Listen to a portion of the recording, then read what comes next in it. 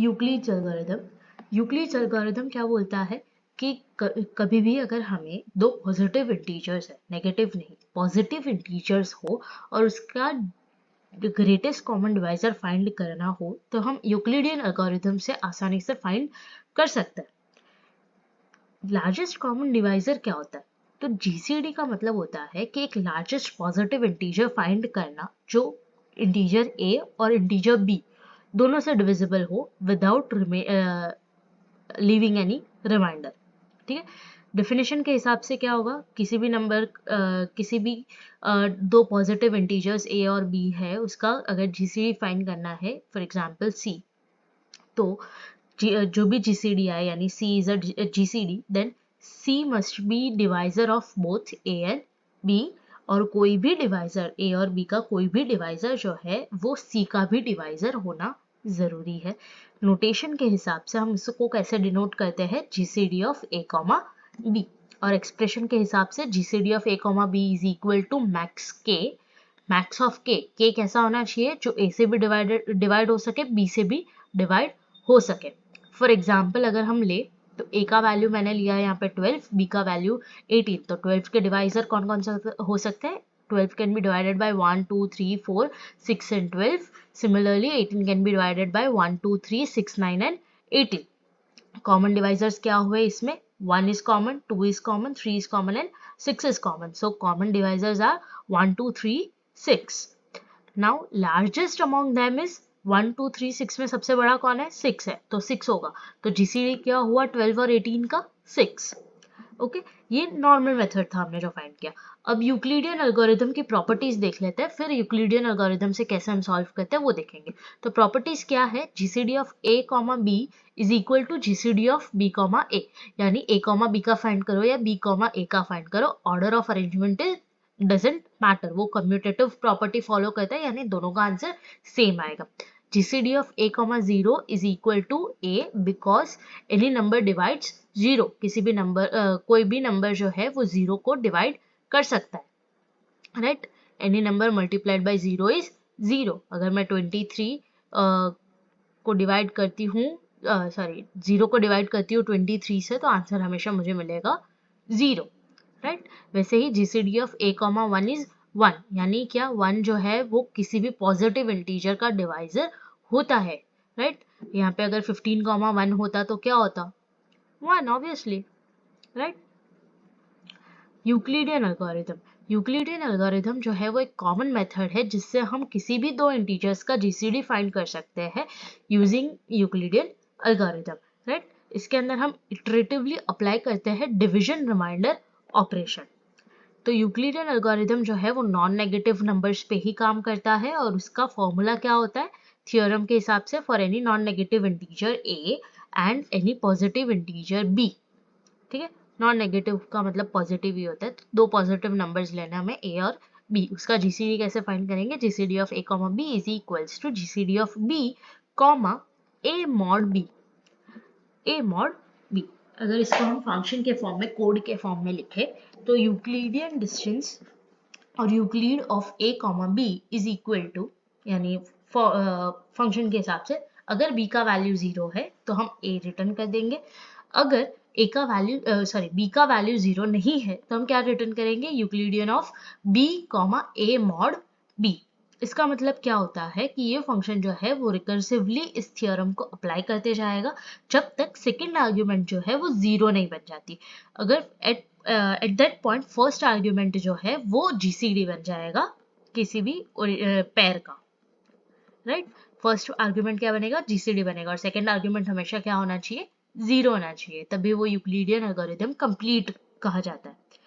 For example अगर हम find कर रहे हैं 55 और 22 का जीसीडी, तो जीसीडी क्या करेंगे हम? GCD of 22 comma 22 is B, right? B comma A mod B, यानी 55 मॉड 22। तो हमें क्या फाइंड करना है? 55 मॉड 22, दोनों में कॉमन क्या होगा? 11 होगा, राइट? तो GCD of 22 comma 11, 55 mod 22 is 11, तो 22 और 11 का जीसीडी क्या होगा? 11। दोनों में कॉमन क्या है? ग्रेटेस्ट क्या कॉमन होगा? 11 कॉमन होगा, राइट? दोनों 22 के डिवाइजर्स क्या हो गए? 1 और 1 2 11, राइट। वैसे ही 11 के डिवाइजर्स क्या हो गया 1 और 11, तो कॉमन क्या निकलेगा 1 और 11, तो उसमें सबसे बड़ा क्या हुआ 11, राइट। तो 22 और 11 का जीसीडी हुआ 11। इसको रिकर्सिवली करते जाना है, यही प्रोसेस रिकर्सिवली अप्लाई करना है। अब क्या करना पड़ेगा, जीसीडी ऑफ 22,11 जो है उसका अगर हम फर्दर कंक्लूड करें तो फर्दर कैसे होगा इसका एग्जीक्यूशन, जीसीडी ऑफ 11, 22 मॉड 11। ये तब तक करते जाना है जब तक हमें b का वैल्यू जो है वो a का वैल्यू जो है वो 0 ना मिले। यानी यहाँ पे जहाँ 52 55 मॉड 22 लिखा है वो 0 होना चाहिए, राइट। b का वैल्यू जब तक 0 ना मिले तब तक ये चलता रहना चाहिए। अब कभी भी मॉड फाइंड करना हो तो मॉड कैसे फाइंड करेंगे, कैलकुलेटर में भी इसी हिसाब से मॉड फाइंड करते हैं। जैसे फॉर एग्जांपल 275 मॉड 26 फाइंड करना है तो 275 को 26 से डिवाइड करो तो हमें मिलेगा 10.5769। उसमें यहाँ पे 10 है, यहाँ पे पॉइंट के पहले जो भी वैल्यू हो उससे उसे माइनस करना है। अगर यहाँ पे 10 की जगह 9 होता तो यहाँ पे मैं -9 कर दी, राइट। यहाँ पे 10 है तो यहाँ पे -10 करना है, तो हमें 0 पॉइंट वैल्यू मिलना चाहिए। 0 पॉइंट कोई भी वैल्यू मल्टीप्लाइड बाय कौन सा मॉड है 26 मॉड है, तो इंटू 26 करना है, तो 15 जो है वो रिमाइंडर होगा हमारा, ठीक है। लेट्स सी, एक एग्जांपल ले लेते हैं यूक्लिडियन एल्गोरिथम का जीसीडी ऑफ 1970, 1066, ठीक है। तो उसमें हम क्या करेंगे 1970 डिवाइडेड बाय 1066, तो हमें मिलेगा 1 पॉइंट समथिंग समथिंग, राइट। तो 1 पॉइंट समथिंग समथिंग जो मिला उसमें हम माइनस करेंगे 1, जो भी आंसर आएगा उसको हम मल्टीप्लाई करेंगे 1066 से, तो हमें मिलेगा 904। Trial and error method use करने से बेहतर है कि हम ये वाली मेथड यूज करें। ये मेथड जो है वो रिपीट करते जाने। अब हम जीसीडी ऑफ क्या फाइंड करेंगे, अब हमारा a का वैल्यू हो जाएगा 1066, कॉमा b का वैल्यू हो जाएगा 904। ये लेना है 1066 और 904। अब 1066 बड़ा नंबर है तो 1066 इज इक्वल्स टू 1 इंटू, यहाँ पे भी क्या करेंगे हम 1066 डिवाइडेड बाय 904, तो हमें 1 पॉइंट समथिंग समथिंग वैल्यू मिलेगा, -1 मल्टीप्लाइड बाय 904, तो हमें मिलेगा 162, राइट। ये तब तक करते जाना है जब तक हमें यहाँ पे रिमाइंडर 0 नहीं मिलता। जब हमें रिमाइंडर 0 मिलेगा, राइट, तो यहाँ पे हमारे पास जीसीडी क्या फाइंड करना पड़ेगा 2,0, 2,0, तो यहाँ पे b का वैल्यू हमें 0 मिल चुका है, तो यहाँ पे हम यूक्लिडियन एल्गोरिथम को स्टॉप करेंगे, तो हमारा जीसीडी क्या होगा 2 होगा, क्या होगा 2 होगा। तो GCD of 1970, 1066 is equal to 2। समझ आया। अब एक्सटेंडेड यूक्लिडियन एल्गोरिथम की बात करें तो extended Euclidean algorithm of m, b is इसके अंदर हमें 6 वैल्यूज लेनी है, a1, a2, a3, b1, b2, b3। अब इनिशियली a1 का वैल्यू होगा 1, a2 का वैल्यू होगा 0 और a3 हम फाइंड करेंगे। b1 का वैल्यू होगा 0, b2 का वैल्यू होगा 1 और b3 जो है वो ऑलरेडी जो क्वेश्चन में दिया है हमें m और b जो है वो इनिशियली जो क्वेश्चन में दिया है वही यूज करना है, फिर धीरे धीरे हम उसको आगे फाइंड करते जाएंगे। अगर b3 का वैल्यू 0 हो तो हमें रिटर्न करना है a3 equals to GCD of m, b का जो भी जीसीडी मिले वो a3 का वैल्यू हो जाएगा। और अगर b3 की वैल्यू 1 है तो दो चीज रिटर्न करनी है, एक तो b3 की वैल्यू जो जीसीडी ऑफ m, b होगी, और दूसरा b2 का वैल्यू जो b इनवर्स मॉड m होगा, यानी यहाँ पे मल्टीप्लिकेटिव इनवर्स यूज करना है, b इनवर्स यानी मल्टीप्लिकेटिव इनवर्स ऑफ b। अगर ये दोनों कंडीशंस नहीं है तो हम क्या करेंगे, क्वोशंट चेंज करेंगे, quotient is equals to a3 divided by b3, right. और t1, t2, t3 जो है वो क्या बनेगा हमारा a1 minus q into b1, a2 minus q into b2 and a3 minus q into b3। और a1, a2, a3 हमारा बनेगा b1, b2, b3, और b1, b2, b3 होगा t1, t2, t3। यहाँ पे t1, t2, t3 जो है वो एक टेम्पररी वेरिएबल्स लिए हुए हैं हमने, राइट। और फिर ये प्रोसेस जो है वो सेकेंड स्टेप से फिर से रिपीट करनी है फॉर द नेक्स्ट इटरेशन। एक एग्जांपल लेते हैं, ज़्यादा क्लियर हो जाएगा। यहाँ पे Q इज आर क्वोशंट, जो भी क्वोशंट होगा वो Q होगा, ठीक है।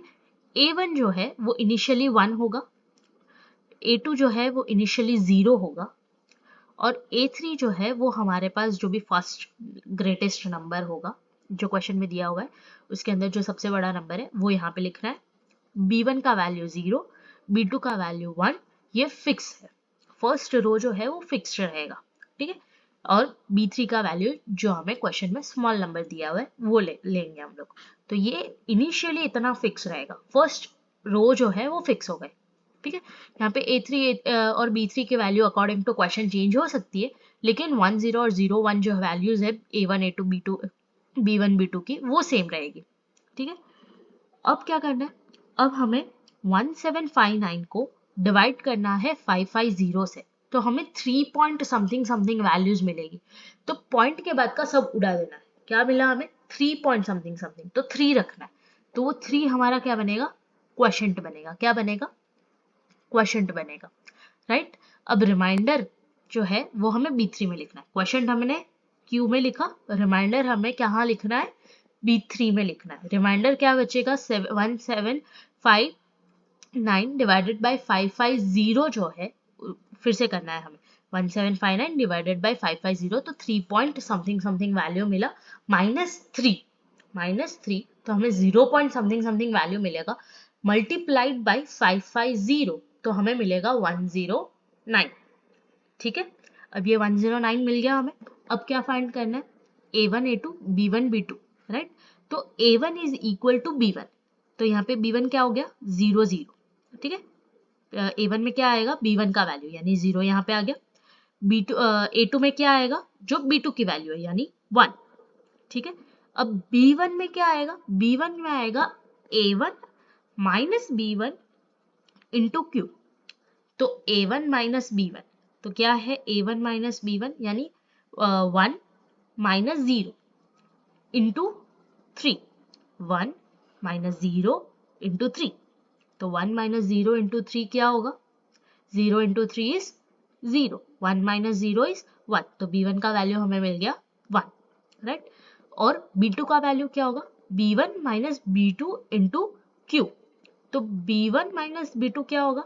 1 -3, यहाँ पे -3 है, एक नेगेटिव नंबर है और हम उसमें वापस से माइनस कर रहे हैं, यानी 1 -3 into 0 -1 into 3 is 0 - 1 into 3. 1 into 3 is 3.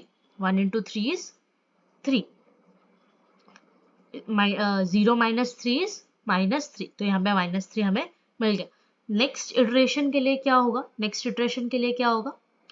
तो 1 -3 और 109 जो है वो as it is A1 A2 और A3 के अंदर आ जाएंगे, ठीक है।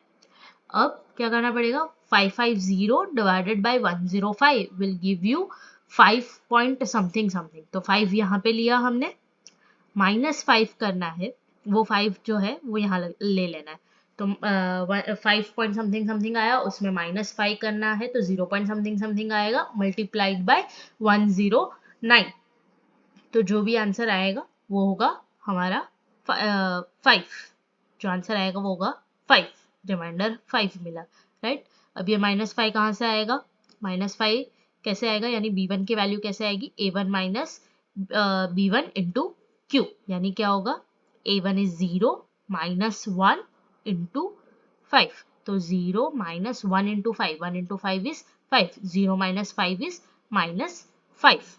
वैसे ही 16 कहाँ से आएगा? B1 माइनस B2, यानी 1 -3 into 5, -3 into 5 is -15, 1 minus of -15 will become 16, minus minus plus हो जाएगा, राइट, तो वो बन जाएगा 16। आया समझ में? वैसे ही ये पूरा जो है वो कंप्लीट करना है, राइट, ये पूरा टेबल जो है वो ऐसे ही कंप्लीट करना है, ओके। So ये था extended Euclidean algorithm, and this would be end of Euclidean algorithm.